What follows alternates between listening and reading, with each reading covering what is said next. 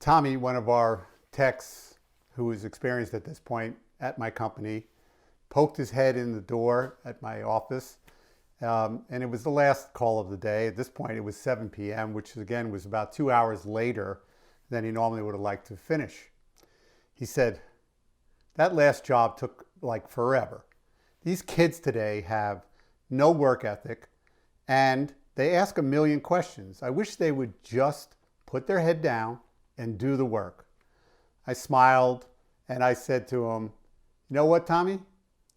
When you first started here, all the experienced techs said the same thing about you.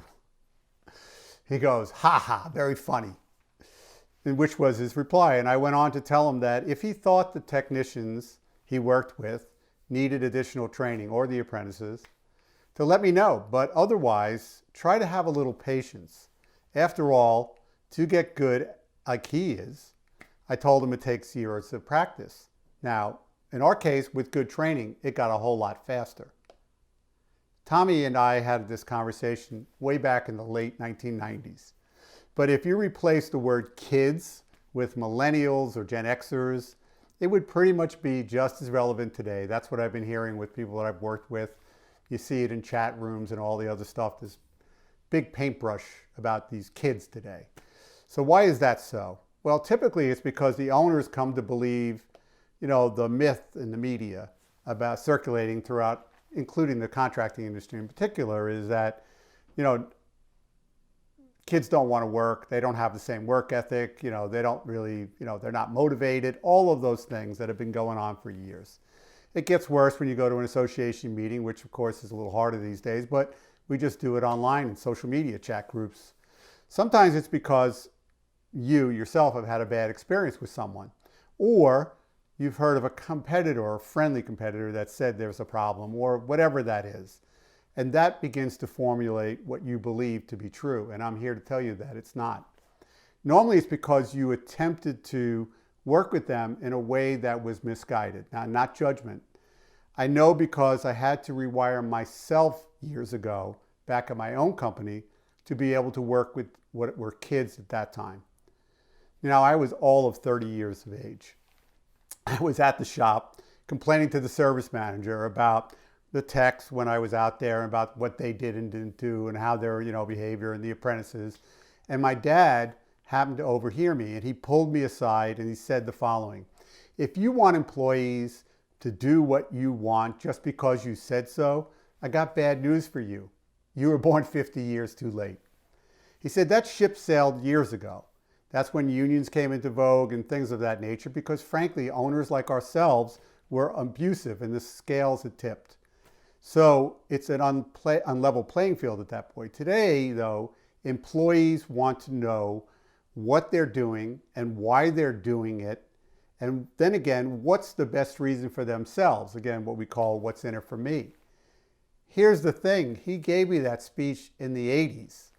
The truth is that the bad rap younger generations get is based on a myth, which is perpetuated.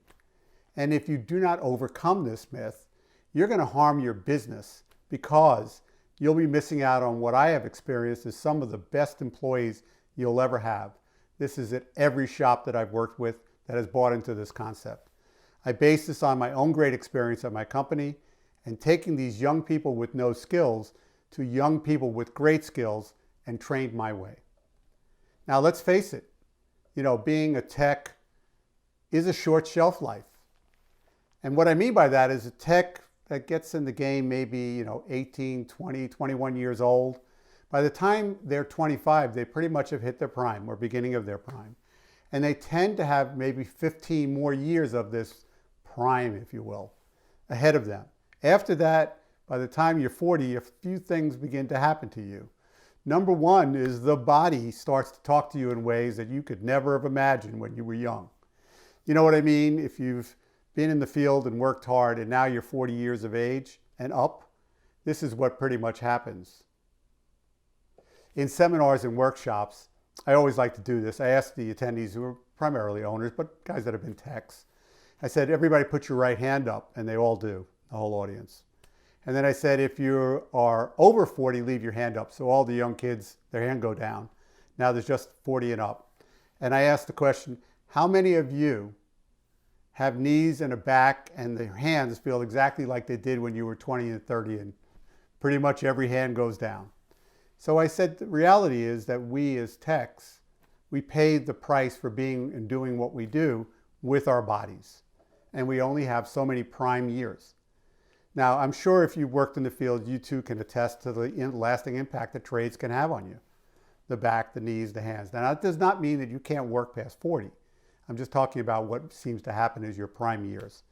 Here's what else happens. When you're 25, you have enough experience and the energy yet to correct your mistakes quickly. But at 40, all of a sudden, something weird happens to you.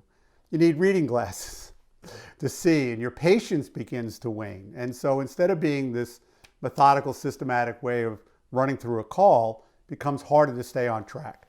Plus, you change that, get out there and you start chasing that one weird call, the one that threw you for a curve, just so it can never happen again.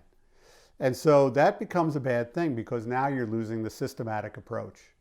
The point is, if you don't have any millennials or Gen Xers in the pipeline, you're going to run out of people to hire, and it's inevitable. The first step is to stop lumping all these millennial and Gen Xers into one loser bucket.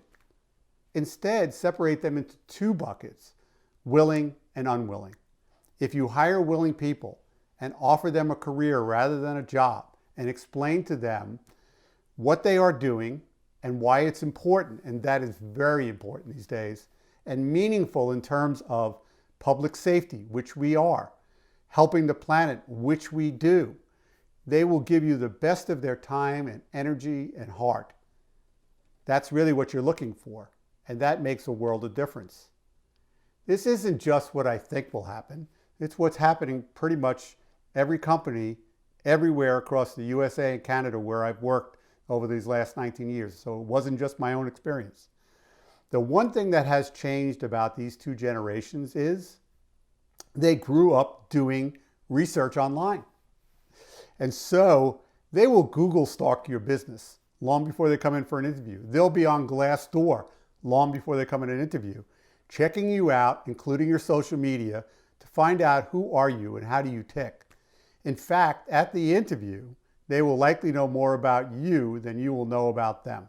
So you need to make sure that your image, in every way that they can track it down, is aligned with a culture that they will want to join and bring their heart and soul to and attract these young, willing people. The other thing to consider is there are a lot of younger people out there working in dead-end jobs. A lot of times it's contracted, well, who would want to come in this trade? I will tell you, the hospitality trade was a gold mine for me to find people. And the reason is they worked long hours, didn't get great pay, and they were dead-end jobs. So these jobs may pay okay, but these younger people pretty quickly find out they're not going anywhere. Here's my personal example from my own time at my family business. I was always looking for young, willing people, and especially starting out as apprentices, and they would work their way up the org chart with our training. We typically paid about $10 an hour, which we figured whatever you would make as a pizza driver or dead-end job, we could meet that and give you a career. So one day I was in the recruiting process, a guy that's really talented, undersea water welder, comes in, he's making $30 an hour.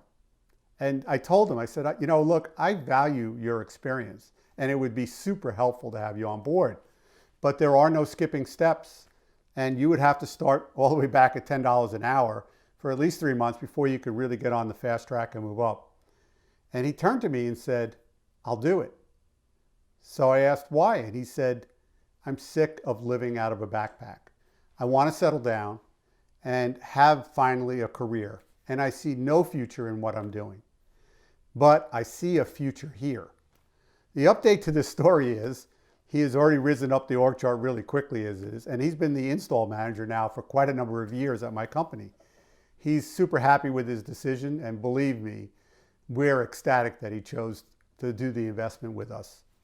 When you interview people in their early 20s and address their WIFM, what's in it for me, explain the career path the value of what you're offering, you will always be surprised in a good way when you're hiring young, willing people.